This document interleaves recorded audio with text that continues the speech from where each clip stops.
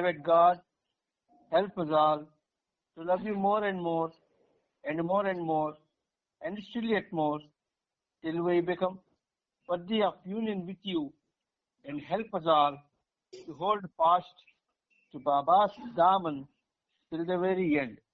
Avatar Meher Baba ki Jai.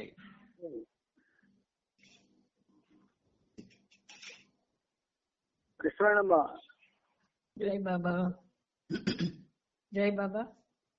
Avatar Meher బాబా కి జై. ప్రీతం మెహర్ బాబా, నీవు ప్రసాదించిన ప్రవచన సారమును గ్రహించవలసిన తీరులో గ్రహించి సదవగాహన చేసుకుని వాటిని మా జీవనములలో ఆపాదించుకొని నిజాయితీ తోడను నిర్మల ప్రేమ తోడను వాటిని ఆచరించులాగున మా అందరినీ ఆశీర్వదించు. అట్టి ఆచరణయుత జీవన శైలిలో జీవించున్నట్లు మా అందరినీ అనుగ్రహించు. అవతార్ మెహర్ బాబా కి జై. అవతార్ మెహర్ బాబా కి జై. జై. ఈ రోజు కూడా సదవలాత్ముడు ఆయనతో సాధ్యం సాధించే భాగ్యాన్ని మనందరికీ కలిగించాడు ఆయన. అందుచేత ఆ శ్రీమన్నారాయణమూర్తికి శత సహస్ర కోటి పాదాభివందనాలను సమర్పిస్తూ ఇందులో భాగంగా మనం మెహర్ ప్రభు చరిత్రం 11వ భాగం అది ప్రారంభించి 4543 పేజీలో 2వ పేరాలు ఆపుకున్నాం. అక్కడి నుంచి మనం ముందుకు వెళదాము. అయితే ఒక చిన్న ఆలోచన ఏమిటంటే, మనం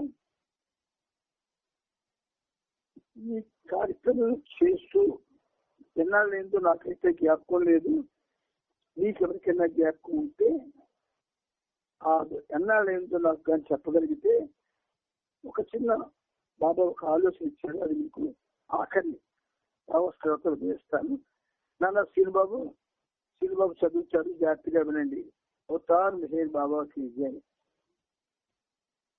బాబా కారు పంట పొలాల మధ్య ప్రయాణిస్తుండగా రైల్వే స్టేషన్ దగ్గర ఒక దిగబడిపోయింది.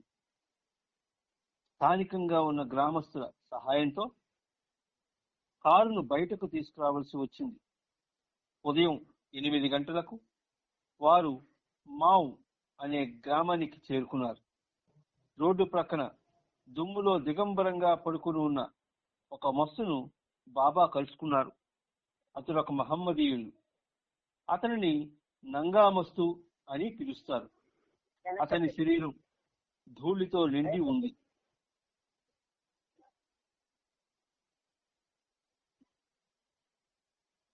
ఏమాత్రం శారీరక స్పృహ గాని ప్రాపంచిక స్పృహ గాని అతనికి లేదు. బాబా ఆ మస్సుతో సాంగత్యం చేస్తున్నప్పుడు అతని పాదాలపై శిరస్సు నుంచి ప్రణమిల్లారు. బాబా అతనికి ఏమైనా కావాలా అని అడుగగా ఆ మస్తు, బాబు అనే కుక్కకు వెన్న రాసిన రొట్టె పెట్టండి, అలాగే వెన్న రాసిన రొట్టెను మరెవరైనా పెద్ద మనిషికి తినిపించండి అన్నాడు. డాక్టర్ దేశ్ముఖ్ తనతో తెచ్చిన కొడక్ కెమెరాతో అప్పుడప్పుడు సినిమా తీస్తున్నాడు. అతడు ఆ మస్సును సినిమా తీస్తుండగా ఆ మస్సు అది ఏమిటి అని అడిగాడు. అది సినిమా తీసే కెమెరా, నిన్ను కూడా సినిమా తీస్తున్నాను అని దేశ్ముఖ్ చెప్పాడు. ఇది విని ఈ మస్తు ఏమీ అనలేదు, చిన్నగా నవ్వి ఊరుకున్నాడు. ఈ మస్తుతో జరిపిన సాంగత్యం బాబాకు తృప్తినిచ్చింది. ఈ మస్తు అప్పుడప్పుడు ఒక గ్రామం నుండి మరొక గ్రామానికి తిరుగుతూ ఉంటాడు, కానీ ఎక్కువ దూరం వెళ్ళడు. అతనితో బాబా సాంగత్యం చేసిన ఆ గ్రామ శివారు ప్రాంతాల్లోనే తిరుగుతూ ఉంటాడు. అంతకుముందు నిద్ర నటించిన మస్తానీని కలిసేందుకు గాను బాబా మళ్లీ ఉదయం 9 గంటలకు ఫిలౌర్ కు వెళ్లారు. అక్కడి ప్రజలు ఆమెను చాలా గౌరవిస్తారు. ఆమెను గౌరవంగా మస్తానీమా అని పిలుస్తూ ఉంటారు. ఆమె చాలా పొడగరి, వృద్ధురాలు, చాలా వరకు నగ్నంగా ఉంటుంది. ఆమె ఆధ్యాత్మికంగా ఎంతో పురోగమించి ఉంది. ఆమెకు శరీర స్పృహ ఏమాత్రమూ లేదు. ఈసారి బాబా వచ్చేసరికి ఆమె చాలా ఉల్లాసంగా కనిపించింది. వరండాలో చీపులతో ఊడుస్తోంది. ఆమె తనలో తాను ఇలా పాడుకుంటోంది. ఒక హార్మోనియం వాయించబడుతోంది. సంగీతం వినిపిస్తోంది. అక్కడ సంగీతం వినిపిస్తోంది. ఆమెను కలిసినందుకు బాబా సంతోషం వ్యక్తం చేశారు. కపుర్తలా వచ్చే ముందు కూడా బాబా ఆమెతో మరొకసారి సాంగత్యం చేశారు. కిలోర్ నుండి బాబా ఉదయం 9:20 సికోకా తాలా అనే మారుమూల గ్రామానికి వెళ్లి పండిట్ మునిలాల్ అనే మస్తును కలిశారు. ఆ మస్తు ఇంటి లోపల ఉండి తాళం వేసుకున్నాడు. అతనిని బ్రతిమాలి బయటికి రప్పించేందుకు ఒక శిష్యుడు లోపలకు వెళ్ళాడు. చాలాసేపు బ్రతిమాలగా అతడు గుమ్మం వద్దకు వచ్చాడు. వెంటనే దేశ్ముఖ్ సినిమా ప్రారంభించాడు. అంతే, వెంటనే ఆ మస్తు చాలా కోపంతో దేశ్ముఖ్ పై లంఘించాడు. చేతులు చాచి అతనిపై సింహంలా ఉరికాడు. ఆ హఠాత్ పరిణామానికి భయపడిపోయి దేశ్ముఖ్ తన కెమెరాను రక్షించుకునేందుకు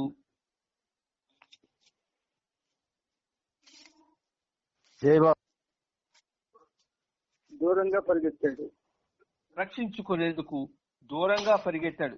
కానీ ఆ మస్తు మాత్రం అతని వెంటబడకుండా అక్కడే ఆగిపోయాడు. పండిట్ మునిలాల్ బయట ఒక చెట్టు క్రింద కూర్చున్నాడు. బాబా ఆయన పాదాలకు మొక్కాలని చెప్పగానే అతడు నిరాకరించాడు.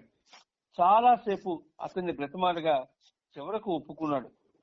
బాబా తన శిరస్సు ఆ మస్తు పాదాలకు ఆనించగానే అతడు, నా కాళ్ళు విరగ్గొట్టుకోవాలా, నా కాళ్లను నువ్వు విరిచేశావు అంటూ గట్టిగా అరిచాడు. ఆ మస్తు కూర్చోగానే దేశ్ముఖ్ మళ్లీ కెమెరాతో సినిమా తీసాగాడు. ఈసారి ఆ మస్తు దృష్టి కెమెరాపై పడలేదు. దేశ్ముఖ్ కొంతసేపు సినిమా తీశాడు.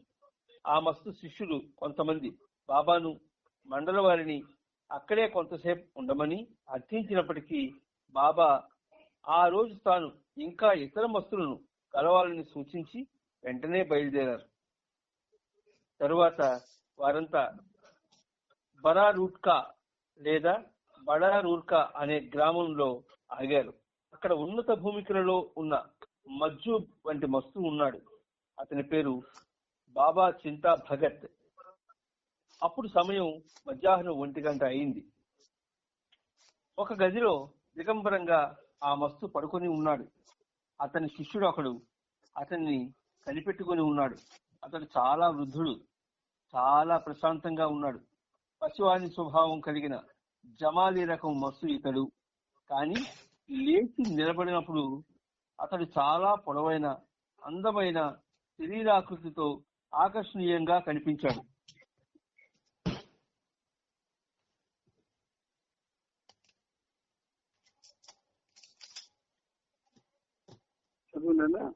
అక్కడున్న శిష్యుడు ఆ వృద్ధ మస్తును గురించి బాబాకు వివరించాడు. అతనికి శారీరక స్పృహ లేదు, అన్నపానోదర విషయం పట్టించుకోడు. ఆ మస్తును ఆరాధించే కొంతమంది గంటల కొలది అతని చుట్టూ కూర్చొని అతని చేత ఏదైనా తిరిపిద్దామని, లాగిద్దామని ఇలా జోలపాట పాడుతూ ప్రయత్నిస్తూ ఉంటారు. ఇక్కడ వచ్చిన డౌట్, ఏ బాబా చెప్పినా ఇందులోని మజ్జూబు అంటే మస్తు ఉన్నాడు కదా. నాకు ఆ థాట్ వచ్చింది. వే ఫేరర్స్ అని ఒక పుస్తకం ఉంది. వే ఫేరర్స్ తెలుగులో బాటసారులు అని ప్రింట్ అయింది. అవును, అది ఇప్పుడు చాలా కాలంగా చదవడం జరిగింది. ఆ వే ఫేరర్స్ కానీ బహుశా నా దగ్గర ఉండాలి. అది ఇవ్వకపోతే నా దగ్గరే ఉంటుంది. అది మనం తీసుకొని దీంతో పాటు అటు మరో 1/4 గంట వే ఫైరర్స్ ఉపయోగిద్దాం. మీకు ముందే ఈ విషయం చెప్పాలనుకున్నా కానీ నీకు అడిగావు కాబట్టి అదేంటి బాబా ఇచ్చిగా మారిపోయింది. అనుకొని చేద్దాము.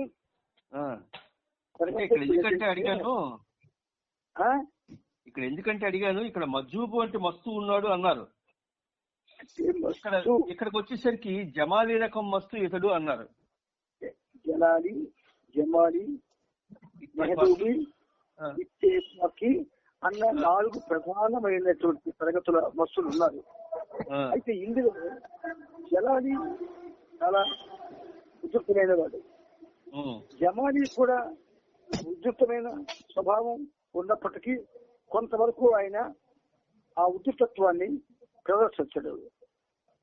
ఇక ఇత్తేఫాకి, మెహబూబి ఈ 2 తరగతులు చదివిన మస్తులు ఏమిటంటే వాళ్ళు ఒక విధంగా ప్రజలకి ఉపయోగపడేటటువంటి కార్యాలు చేస్తారు. అంచేత వాళ్ళు ప్రశాంతంగా సాధ్యత వరకు ఉంటారు. అయితే ఏ మస్తు అయినా సరే మహమ్మద్ మస్తుని హైదరాబాద్ లో వీళ్ళంతా వెళ్ళినప్పుడు దర్శనం చేసుకుంటూ మాట్లాడడం, ఆ తర్వాత ఇలా చెయ్యిలాగానే పిలవడం ఇలాంటివన్నీ చేస్తూ ఉంటే మన గరీబ్ ఇష్టమైన ఏం చేసినట్టే మహమ్మద్ మస్తుకి ఆయనకి ఏదో తాగడానికి పాలు ఇచ్చారు ఒక కప్పుతో. మనకి సిల్వర్ కప్పు ఉంటుంది, ఇలాంటి రింగ్ ఉంటుంది. అటువంటి కప్పుతో ఆయనకి పాలు తాగమని ఇస్తే అది తాగుతుంటే ఆయన దగ్గరికి మన గ్రిల్ వేశారు. ఆయనకి ఆ గ్రిల్ దగ్గరికి వచ్చి ఆయన తాగుతుంటే ఇవి చేయబట్టి ఆయన నోట్లోంచి పడిపోయి తాగి తీసి వెంటనే అక్కడ ఉన్నాడు కాబట్టి మారించాను. అంటే వస్తువులు అంటే మన చైతన్యంలో ఉండనన్న 6వ పూజికలో ఉంటారు. 6వ పూజికలో ఉన్న వస్తువుల్లో జలాలి, జమాలి ప్రమాదకరం. ఇత్తిఫాకి, మెహబూబి కొంచెం సౌలభ్యత ఉన్నప్పటికీ కూడా కలవడానికి వాళ్ళని మనం డిస్టర్బ్ చేయకూడదు. ఎందుకంటే భగవంతుడితో ఉంటారు వాళ్ళు. ఆ భగవంతుడితో ఉన్న వాళ్ళు ఏమన్నా జరిగిపోతుంది, అదంతా అక్కడ ఆక్షేపణ ఉండదు. అందుకని మస్తులు చేయకుంటే మస్తులు కూడా మెహర్ బాబా అవతార పురుషుడు అన్న విషయం కొంతమందికి తెలుసుకోగలిగారు. కొంతమంది ఆయనలో శ్రీమన్నారాయణమూర్తిని చూశారు, కొంతమంది శివుడిని చూశారు, రకరకాలుగా బాబాతో అనుభూతులు పొందారు వాళ్ళు. అయితే ఇక్కడ మనకి వస్తువుల గురించి సబ్జెక్ట్ ఎందుకు ఇవ్వబడిందంటే బాబా చేసిన ఉన్నతమైన కార్యక్రమాలలో వస్తువుల కార్యక్రమం ఒకటి. ఈ వస్తువుల కార్యక్రమం ప్రత్యేకంగా మనం తెలుసుకోవాలి తప్పదు. ఎందుకంటే ఒక చిన్న చెట్టు చిన్న మొక్క, గులాబీ మొక్క నాటితే దాన్ని ఎంతో గారాభంగా రోజు చూసుకొని ముడిసిపోతూ ఉంటాం మనం. మరి సాక్షాత్తు శ్రీమన్నారాయణమూర్తి మానవ రూపంలో వచ్చి ఆయన ఈ భూమి మీద సంచరించి ప్రపంచాన్నంతా ప్రేమ సముద్రంలో ముంచి తేల్చాలని వస్తే ఈ ప్రపంచం ఎవరూ కూడా దానికి స్పందించలేదు. కానీ ఆయన ప్రేమిస్తాడు, ప్రేమను అందిస్తాడు. ఎవరైతే కల్మషం లేని ప్రేమతో ఆయనతో సంబంధం పెట్టుకొని నిరంతరం ఆయన కోసం తప్పిస్తారు, ఆయన స్మరణ చేస్తూ ఉంటూ వాళ్ళకి ఆయన తాలూకా ఒక విధంగా చెప్పాలంటే సన్నిహితత్వం ఇస్తాడు ఆయన. ఆ సన్నిహితత్వం పొందడం కోసం ఒక విధంగా ఈ మస్తులు ఏమిటి నెక్స్ట్ స్టేజ్కి వెళ్ళవలసిన వాళ్ళు అంటే ఐక్యతకి. కాబట్టి వాళ్ళు ఏం చేస్తారు, ఒకవేళ అవతార పురుషుడు అందులో ఎవరైనా ఒకరు వైపింగ్ స్టేజ్కి వస్తే అప్లిఫ్ట్ చేసేస్తాడు ఆయన. అందుకే ఈ మస్తుల కార్యక్రమం బాబా చేశారు. ముందుకెళ్ళాను. అప్పుడు కొంతమంది గంటల కొలది అతని చుట్టూ కూర్చొని అతని చేత ఏదైనా తినిపిద్దామని, లాగిద్దామని ఇలా జోలపాటలు పాడుతూ ప్రయత్నిస్తుంటారు. ఆరగిస్తావులే, నీవు ఆరగిస్తావులే, మంచి మంచి మధురమైన మిఠాయిల్ని ఆరగిస్తావు, త్రాగేస్తావులే, నీవు త్రాగేస్తావులే, పాలన్నీ త్రాగేస్తావు అంటూ లాలిపాట పాడుతుంటారట. అలా పాటలు పాడినప్పుడు చింతా భగత్ పసిపిన్నవాని వలె కొన్ని పాలు త్రాగి కొంచెం తీయని పదార్థం తింటాడట. మొదటిసారి చూసినప్పుడు ఆ మస్తు గదిలో పడుకొని ఉన్నాడు. బాబా అతని పాదాల వద్ద కూర్చొని చాలాసేపు కాళ్ళు వచ్చారు. వాటిని ముద్దు పెట్టుకున్నారు. అతని పాదాలను చాలాసార్లు తాకారు. పాదాలపై శిరస్సు ఉంచి అనేక సార్లు ప్రణమిల్లారు. అతని సాంగత్యం బాబాకు అమితానందాన్ని ఇచ్చింది. అక్కడి నుండి తిరిగి వచ్చేసే ముందు కూడా బాబా ఆ మస్తును అనేక సార్లు ముద్దు పెట్టుకున్నారు. మస్తులు అంటే పసిపిల్లలతో సమానం భగవంతుడికి. మనకి మన పిల్లలు చాలా ముద్దొస్తారు. ముద్దుగా ఉండి మనల్ని ఒక విధంగా ఆలింగనం చేసుకుంటూ మనకి వాళ్ళు ముద్దులు పెడుతూ మన చేత వాళ్ళు ముద్దులు పెట్టించుకుంటూ పిల్లలు ఎవరైనా ప్రవర్తిస్తే మనం చాలా వాళ్ళతో సరదాగా గడుపుతాం. ఆ గడపడమే కాదు, వాళ్ళకి ఏమైనా బాగులేకపోతే వెంటనే కాళ్ళు ఒత్తడం, చేతులు ఒత్తడం ఇవన్నీ చేస్తాం. దేని వల్ల చేస్తాం? ఆ ముద్దు ముద్దు మాటలతో, ముద్దు ముద్దు చేష్టలతో తల్లిదండ్రులతో వాడు సంచరించేటటువంటి ఆ పరిస్థితిని ప్రేమించేటటువంటి ప్రేమ, అందించేటటువంటి ప్రేమ, ఇవన్నీ కూడా మనకేటేస్తాయి, ఒక మురికంగా మిగిలిపోతాయి, ఒక చిరస్మరణీయమైన అంశాలుగా మిగిలిపోతాయి. అందుచేత పిల్లలకి కానీ ఏమైనా అటువంటి పిల్లలకి ఏమైనా చేస్తే వాళ్ళకి సపర్యలు చేస్తాము, దేహానికి కావాల్సిన సపర్యలన్నీ. అలాగే బాబాకి ఆ మస్తులు పసిపిల్లలు లాంటి వాళ్ళు. అందుకే వాళ్ళని కౌగులించుకోవడం, కౌగులించుకొని వాడికి వీపులు పెట్టడం, తర్వాత వాళ్ళ పాదాలు స్పృశించడం, అవసరమైతే పాదం మీద సాష్టాంగా పడడం, ఇలాంటివన్నీ ఆయనకి ఏమిటంటే ముద్దు చేత చేశాడు ఆయన. చాలా ముద్దు వాడికి. ఎందుకంటే ఆరో భూమికి వెళ్ళలేదు కదా. బాబా యొక్క ఈ ఆధ్యాత్మిక ప్రయాణం ఏదైతే ఆయన మనకు ప్రస్తావన చేశాడు, ఆ ప్రస్తావనలో ఆరో భూమికి వెళ్ళాడు. ఆరో భూమికి వెళ్ళిన వాళ్ళు భగవంతుడికి ముద్దు పెట్టాడు. ప్రపంచానికి భగవత్ తత్వాన్ని, భగవంతుడి యొక్క శక్తిని, భగవంతుడి యొక్క అపురూపమైనటువంటి ఆ విచిత్రమైనటువంటి ఆ శివతత్వాన్ని, విష్ణుతత్వాన్ని, ఇవన్నీ కూడా వాళ్ళు అందిస్తారు. అందుకే బాబా ఆయనకి ఏం చేశారు, అనేక సార్లు ముద్దు పెట్టుకున్నారు. మనం కూడా ఒక్కొక్కసారి పిల్లల్ని, చిన్న పిల్లలు ఉంటారు, చాలా ముద్దుగా కనబడతారు, ఊరికి బుగ్గ ఉక్కిరి బిక్కిరి చేసి ముద్దులు పెట్టేస్తాం. కానీ మనం ఏం చేయాలి, ఆ పిల్లలు ఉక్కిరి బిక్కిరి అయిపోతాడా ఆ ముద్దులతో. కానీ బాబా అలా చేయలేదు. ఎప్పుడైతే ముద్దు పెట్టుకున్నారు అనేక సార్లు అన్న మాట మనకి ఇక్కడ వినిపించిందా, దాని అర్థం ఏంటంటే నెక్స్ట్ స్టేజ్కి ఆయన ఒక మార్గం ఇస్తారు ఆయనకి. అది దాని అర్థం. ముందుకెళ్ళాలా. దేశ్ముఖ్ సినిమా తీస్తాననగానే చింతా భగత్ మస్తు బయట రోడ్డు మీదకి రావడానికి సంతోషంగా అంగీకరించాడు. పొడవైన ఆకృతితో అతడు బాబా ప్రక్కన నిలబడి ఉండగా చూసేవారికి ఆ దృశ్యం ఎంతగానో హృదయానికి హత్తుకునేలా ఉంది. ఉన్నతుడైన ఆ మస్తు ప్రేమకు బాబా ఉప్పొంగిపోయారు. ఆ రోజు మధ్యాహ్నం 3 గంటలకు బాబా మండలి వారితో సంగత్పురా అనే ఊరికి బయలుదేరారు. అక్కడ నూరియా బాబా అనే మస్తుతో విశ్వకార్యం నిర్వహించాలని బాబా సంకల్పం. మొదటిసారి బాబా అతని వద్దకు వెళ్ళినప్పుడు అతను బయట తాను వెలిగించిన ధుని ప్రక్కన కూర్చుని ఉన్నాడు. తల నిండా దుప్పటి కప్పుకొని పొగాకు పిలుస్తూ కనిపించాడు. అతడు 25 సంవత్సరాలుగా అదే స్థితిలో ఉన్నాడు. తన చెంతకు ఎవరు వస్తున్నారో, తన వద్ద నుండి ఎవరు పోతున్నారో కూడా అతనికి తెలియదు. ఈసారి మాత్రం కొంచెం ఎరుకతో గది లోపల కూర్చొని ఉన్నాడు. అంతకుముందు అతడు తన దగ్గర 7 మట్టి బంతులను ఉంచుకునేవాడు. కానీ ఇప్పుడు అతని గది బయట ఎక్కువ లోతు లేని 7 గోతులున్నాయి. అప్పుడప్పుడు గది బయటకు వచ్చి తన అనుచరులతో మాట్లాడుతుంటాడు. బాబా అతని వద్దకు వెళ్లేసరికి అతడు తన గదిలో విశ్రాంతి తీసుకుంటున్నాడు. లోపల నుండి గడియ పెట్టుకున్నాడు. ఎవరో కొంతమంది ప్రముఖులు కార్లలో వచ్చి ఆయన దర్శనం కోరుతున్నారని అతని అనుచరులు గట్టిగా అరిచి చెప్పారు.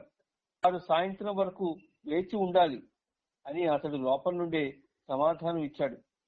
బైజుల్ మొదలగు వారు తాము అతని నుండి ఏదీ కోరడం లేదని, దయచేసి తలుపు తెరిస్తే ఒక్క నిమిషంలోనే దర్శనం చేసుకుని వెళ్లిపోతామని బ్రతిమాలారు. చివరకు అతడు తలుపు తెరిచి గుమ్మంలో నిలబడ్డాడు. బైజుల్ పక్కకు తొలగి బాబాకు దారి ఇచ్చాడు. బాబా అతని వద్దకు నడిచి వెళ్లి అతని పాదాలపై శిరస్సు ఉంచి ప్రణమిల్లారు. నూరియా మస్తు కూడా చాలా పొడవుగా ఉంటాడు. అతనితో సాంగత్యం బాబాకు సంతృప్తినిచ్చింది. బాబా వెనక్కి తిరిగి వెళ్లేటప్పుడు అక్కడున్న గోతులలో ఒక దాన్ని దాటుకొని వెళ్లాలని బాబాతో ఆ మస్తు చెప్పాడు. బాబా అలాగే ఒక గోతిని దాటి రోడ్డు మీదకు వచ్చారు. తిరిగి నూరియా మస్తు గది లోపలికి వెళ్లి తలుపు వేసుకున్నాడు. అతనితో రెండవసారి సాంగత్యం చేయాలని బాబా సూచించాడు. అందువల్ల వారంతా రోడ్డు ప్రక్కన గల చెట్టు కింద వేచి ఉన్నారు. ఆ మస్తు అనుసరులు ఈ విషయాన్ని అతనికి తెలియజేశారు. కానీ నూరియా మస్తు మరొకసారి బాబాను కలవడానికి అంగీకరించలేదు. ఇప్పుడు వెళ్ళడానికి అనుమతించబడినందున అతను వెళ్ళిపోవాలి. ఆయన ఇప్పుడు కర్తవ్య నిర్వహణ నుండి బయటపడ్డారు. అతడు హాయిగా స్వేచ్ఛగా వెళ్ళవచ్చు అన్నాడు. బాబా పర్యటనకు ముందే బైదుల్ ఈ మస్తులు ఉండే చోటకు వెళ్లి వారి సమాచారం తెలుసుకునేవాడు. బాబా కూడా మస్తుల వివరాలు తెలుసుకునేందుకు బైదుల్ను ముందుగానే పంపించేవారు. ఆయా ప్రదేశాలకు వెళ్లి చూసి వచ్చి బాబాకు సమాచారం అందించిన తరువాత బాబా బయలుదేరేవారు. ఈ మస్తు కార్యక్రమంలో బైదుల్ కీలక పాత్ర వహించి బాబాకు అత్యున్నతమైన సేవలు అందించాడు. అతడు తప్ప ఈ పనిని ఎవ్వరూ చేయలేరు. రాత్రి పగలు ఏ వేళైనా ఒక మారుమూల గ్రామానికి వెళ్లి అక్కడి నుండి మరొక ప్రదేశానికి వెళ్లేవాడు. ఇలా అనేక సంవత్సరాలు ఈ పనిలో అతడు పడిన కష్టాలు, నిద్రాహారాలు లేకుండా గడిపిన రోజులు, పడిన శ్రమ ఎవ్వరూ ఊహించలేరు. ఎటువంటి సామాను లేకుండా, పడుకునేందుకు బెడ్డింగ్ కూడా లేకుండా వందల కొలది మైళ్లు ప్రయాణం చేస్తుండేవాడు. రాత్రి సమయాల్లో ఎప్పుడో ఒకసారి రైలు ప్లాట్ఫారాల మీద ఉండే గట్టి చెక్క బెంచీలపై నిద్రపోయేవాడు. అతడు బలిష్టమైన శరీర దారుఢ్యం కలగవాడు. కఠినమైన ఎంతటి శ్రమనైనా ఓర్చుకునేందుకు ఆరోగ్యంగా ఉండేలా బాబా అతనికి శక్తి సమకూర్చారు. అందువలననే అతనికి బాబా సర్దార్ అనే బిరుదునిచ్చి అతనికి మస్తులకే అని అక్కడ నుండి బాబా మండలవారు పగ్వారా చేరుకొని అక్కడ నుండి హెలెన్ సోదరుని ఇంటికి వెళ్లారు. అక్కడ ఉపాహారం తీసుకున్నారు. హెలెన్ సోదరుడు ఒక ఫోటోగ్రాఫర్. అతడు బాబా ఫోటోలు అనేకం తీసుకున్నాడు. ఆ తరువాత వారంతా కపూర్తలా బయలుదేరారు. కపూర్తలా వెళ్లే దారిలో బాబా ప్రయాణిస్తున్న కారుని అనుసరిస్తూ వస్తున్న కారుకు టైరు పంక్చర్ అయ్యింది. అందువల్ల దాన్ని బాగు చేసే సమయంలో బాబా హదియాబాద్ వెళ్లి అక్కడ ప్రభాత్ లేదా కాళీప్రసాద్ అనే మస్తుతో సాంగత్యం చేశారు. అతడు 100 సంవత్సరాల వయోవృద్ధుడు. అక్కడున్న వారందరికీ అతడు బాదం పప్పు ప్రసాదంగా పంచాడు. ఆ సాయంకాలం 6 గంటలకు వారంతా కపూర్తలా చేరుకున్నారు. అక్కడ సూర్జా జడ్జి అనే మస్తానిని కలిశారు. సాధారణ భగవదున్మత్తుల వలె కాక ఆమె పరిశుభ్రమైన వస్త్రాలు ధరించింది. రెవెన్యూ ఆఫీస్ వద్ద ఆమె నివాసం. న్యాయమూర్తుల న్యాయాన్ని నిర్దేశించేటప్పుడు ఆ మస్తాని వారికి అంతరంగంలో ప్రేరణ కలిగించేదని, ఆమె కలిగించే ప్రేరణకు అనుగుణంగా వారు నడుచుకునేవారని ప్రజలు విశ్వసించేవారు. ఆ కారణంగానే ఆమెకు ఆ పేరు వచ్చింది. ఆమె అందమైన వస్త్రాలను ధరించి ఆకట్టుకునే ఆకృతి కలిగి అందరినీ సమ్మోహితులను చేస్తున్నట్లు కనిపిస్తుంది. బాబా ఆమె ముందు మోకరిని ఆమె పాదాలపై శిరస్సుంచారు. ఆ తర్వాత ఒక పంజాబీ వ్యక్తి సాయంతో బాబా మండల వారితో కలిసి బుధారాణి అనే మస్తానిని అన్వేషిస్తూ బయలుదేరారు. ఆ ఊరిలో వీధులన్నీ వెతికారు. కానీ ఆమె ఒక పొలంలో ఒంటరిగా కనిపించింది. ఆమె సాధారణ దుస్తులను ధరించింది. మొదట బైదుల్ ఆమె వద్దకు వెళ్లబోతుండగా ఆమె ఓ ఇటుకను తీసి అతనిపై విసిరింది. తమకేమీ అక్కర్లేదని, ఆమె ఆశీస్సులను కోరి వచ్చామని బైదుల్ ఆమెను సమాధానపరిచాడు. ఆమె బైదుల్ తమ కాళ్లు వత్తమని అడుగగా అతడు ఎంతో భక్తితో ఆమె కాళ్లు వత్తసాగాడు. దేశ్ముఖ్ తనపై కూడా ఆమె ఇటుక విసురుతుందేమోనని భయపడి దూరంగా ఉన్నాడు. ఇప్పుడు ఆమె చాలా ప్రశాంతంగా మారిపోయింది. దేశ్ముఖ్ దగ్గరగా రమ్మని ఆప్యాయంగా పిలిచింది. ఆమె అనుమతితో బాబా ఆమె వద్దకు వెళ్లి ఆమె పాదాలపై శిరస్సు ఉంచారు. అయితే ఆమె గట్టిగా, నా పాదాలపై పడవద్దు, నాకొక రొట్టె మాత్రం చాలు అని అరిచింది. బాబా అక్కడున్న వ్యక్తికి ₹1 ఇచ్చి ఆమెకి ఆహారం పెట్టమన్నారు. ఆ రోజు రాత్రి కలిసిన మరో మస్తు పేరు రామ్ షా. అతడు ఒక ఆలయం ఎదురుగా ఎత్తుగా ఉన్న దిమ్మపై కూర్చొని ఉన్నాడు. అతడు చాలా అందంగా ఉన్నాడు. ఇతను అందరి మస్తుల వల్లే కాక శుభ్రమైన దుస్తులను ధరించి ఉన్నాడు. బాబా అతని చెంతకు వెళ్లి వంగి నమస్కరించారు. ఆ తరువాత కాశీరాం బాబా అనే మస్తును కలిశారు. అతడు ఒక యువకుడు. ఇతడు కూడా పరిశుభ్రమైన దుస్తులు ధరించాడు. వినయశీలి. అతని నిరాడంబరత, వినయము అతని కళ్ళల్లో ప్రతిబింబిస్తున్నాయి. అతని పాదాలపై బాబా తన శిరస్సును వంచి నమస్కరించారు. అతడు కూడా బాబా పాదాలను తాకాలని ప్రయత్నించాడు. బాబా అంగీకరించలేదు. బాబా అతన్ని కూర్చోమని చెప్పినప్పటికీ అతను వినయంగా నిలబడే ఉన్నాడు. కాశీరాంకు తన దర్శన భాగ్యాన్ని ప్రసాదించడానికి బాబా నిరాకరించారు. అతడు దూరంగా ఉండి బాబాకు తన ప్రణామాలని అర్పించాడు. కానీ అతని ముఖంలో ఆశాభంగం స్పష్టంగా కనిపించింది. అప్పటికి రాత్రి 7 గంటలైంది. బాబా, మనం ఈ రాత్రికి డెహ్రాడూన్ చేరుకోవాలి అని చెప్పి మండల వారిని కారులో ఎవరిని నిద్రపోకూడదు, కునికిపాట్లు కూడా పడకూడదు అని హెచ్చరించారు. జలంధర్ మీదుగా రాత్రి 10 గంటలకు పగువారా చేరుకొని హెలెన్ సోదరుని ఇంట్లో అరగంట సమయంలోనే భోజనం ముగించారు.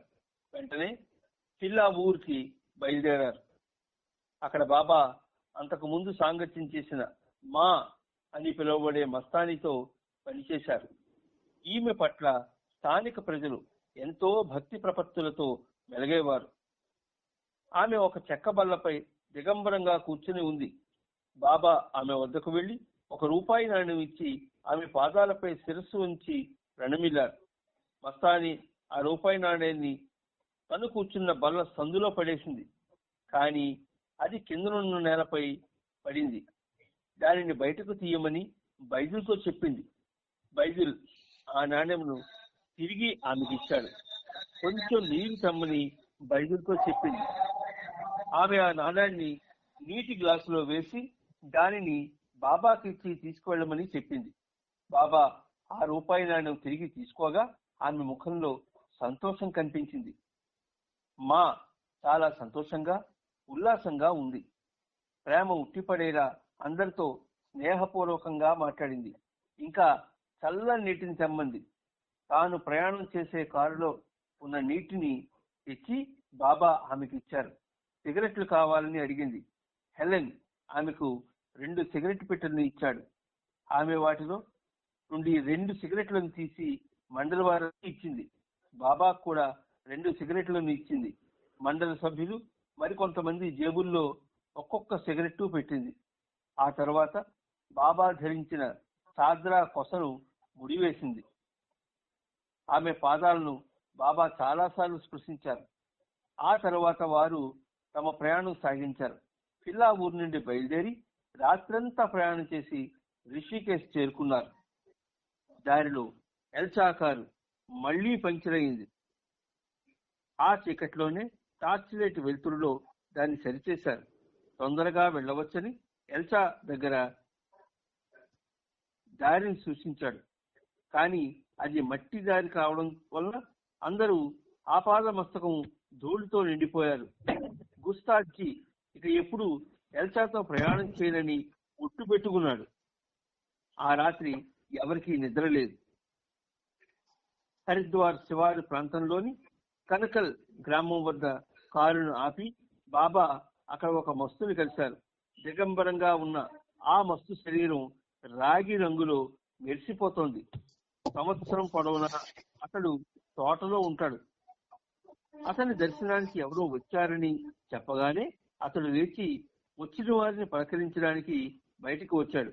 కానీ కొంచెం దూరంగానే నిలబడ్డాడు.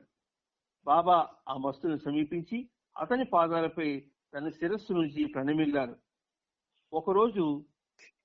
ఒక వారం రోజుల ముందు తాను కొత్త దంతాలను కట్టించుకున్నానని, వాటి కొరకు 125 రూపాయలు ఖర్చు అయిందని ఆ వస్తువు బాబాతో చెబుతూ నోరు తెరిచి తన పళ్ళను బాబాకు చూపించాడు.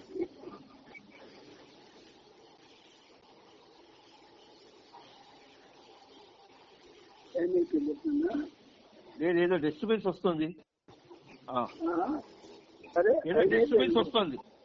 ఉందని కూడా బాబాతో చెప్పాడు. అతని మాట అందరికీ వింతగా అనిపించింది. అప్పుడు అతడు దధీచి మహాముని కొరుసు తనకు కోసి ఇచ్చిన ఎముకతో ఆయుధాన్ని తయారు చేసి దానితో వృతాసురుని సంహరించిన కథను వివరించి చెప్పాడు. అతను చెబుతుండగా దేశ్ముఖ్ తన కెమెరాతో సినిమా తీసాగాడు. ఆ మస్తు స్నేహపూర్వకంగా మాట్లాడుతూ అందరూ ఈ సినిమాలో ఉండేలా తన వద్దకు రమ్మని పిలిచాడు. బాబా అతని పాదాలను మరొకసారి తాకారు. జూన్ 10వ తేదీ ఉదయం ఋషికేశ్ వచ్చిన తరువాత బాబా తన మండల వారితో కలిసి నీలకంఠ మస్తుని మరొకసారి కలుసుకోవాలని వెళ్లారు. ఈసారి నీలకంఠ మస్తు భజనాశ్రమం మేడపై ఉన్నాడు. బాబా ఒక పళ్ళెంలో పళ్ళు మిఠాయిలు పెట్టి నీలకంఠ మస్తుకు అందించారు. బాబా అతని మెడలో పూలమాల వేసి సత్కరించారు. మహోన్నతమైన ఆ మస్తు పాదాలను తాకి నమస్కరించిన బాబా అందరినీ పిలిచి ఆ మస్తు కూర్చున్న బెడ్ పైన శిరసు ఉంచి ప్రణామాలను అర్పించమని సూచించారు. ఈసారి ఈ మస్తు మౌనంలో ఉన్నాడు. అతని పలక మీద కన్కల్, హరిద్వార్, ఋషికేశ్, రామ్ రామ్ అని రాసి చూపించాడు.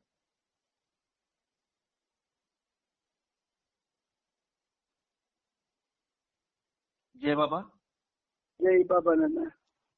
జై బాబా. జై బాబా. జై